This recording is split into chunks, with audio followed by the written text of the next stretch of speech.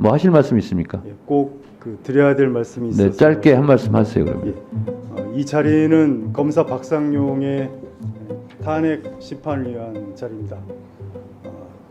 검사 박상용의 탄핵 소추의 가장 중대한 사유는 증인 이화영을 압박해서 그리고 회유하여 허위의 진술을 강요했다는 것입니다. 이 사건 자리에서 지금 명확하게 되지 않은 것이 하나 있습니다. 증인 이화영을 압박했던 가장 중요한 것은 카드였습니다. 증인 이화영은 법인카드를 받지 않았어요. 법인카드를 받은 사람은 문모 씨였고 당시 방용철은 법인카드를 모두 5장 모두를 문모 씨에게 줬다고 진술했습니다. 그러다가 김성태가 체포된 이후에 모든 관계자들이 법인카드를 이화영에게 주었다고 진술을 번복합니다. 이렇게 되면서 증인 이화영은 두려움에 빠집니다. 내가 받지도 않은 뇌물을 뒤집어 쓰게 생겼구나. 이화영에게 기소된 사건은 3가지였습니다. 첫 번째가 특가법 뇌물죄, 그리고 외국환 거래법 위반, 그리고 세 번째가 증거인멸교사입니다. 카드를 누가 받았느냐에 따라서 뇌물죄와 증거인멸교사죄가 사라집니다. 검사는 카드를 이화영이 안 받은 것으로 해주겠다라고 약속한 것입니다. 그렇기 때문에 피고인 이화영이 제19회 조서까지를 쓰고 나서 검사가 약속을 지킵니다.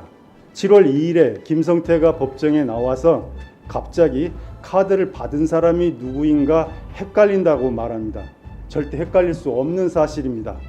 그런데 헷갈린다고만 말하고 다음에 얘기하겠다고 말합니다. 이유는 증인 이화영이 아직 19회 조서까지를 증거 동의하지 않았기 때문입니다. 증거 동의를 하면 검사의 마지막 약속, 즉 카드를 받은 사람이 이화영이 아니다라는 김성태의 진술이 확정되는 것이고, 그러면 뇌물죄와 증거인멸교사죄가 무죄가 되는 것입니다.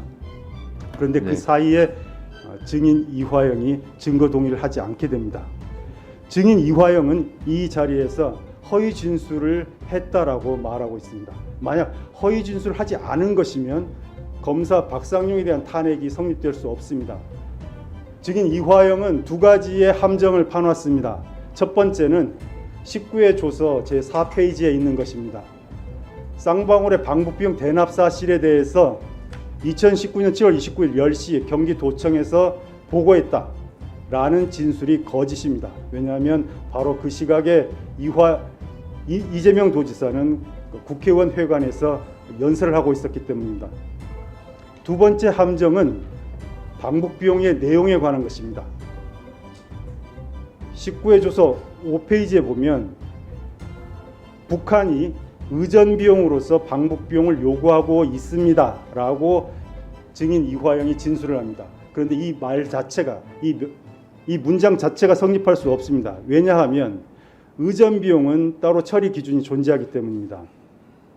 의전비용은 대통령인 경우에 회담 주최국이 부담하기로 되어 있습니다. 그리고 지방자치단체장인 경우에는 자신의 예산으로 자치단체가 지불하게 되어 있습니다. 다만 후불입니다. 다시 정리하면, 첫째, 의전비용, 방북비용은 은밀한 비용이 아니라 공식 비용이다. 둘째, 의전비용은 선불이 아니라 후불이다. 대북관계를 아는 사람은 모두 알고 있는 사실입니다.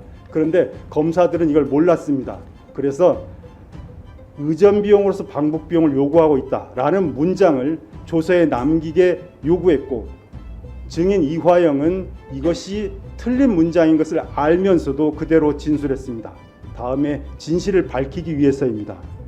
이 2가지 진술을 하고 나서 아까 말씀드렸던 김성태가 법정에 나서서 카드를 받은 사람이 누구인지 헷갈린다고 말을 하게 됩니다. 이 사건은 너무나도 자명한 사건이고, 이러한 사실이 1심 법정에서 모두 드러났음에도 불구하고 1심 판사는 이 모든 문제를 판단해서 배제시켰습니다.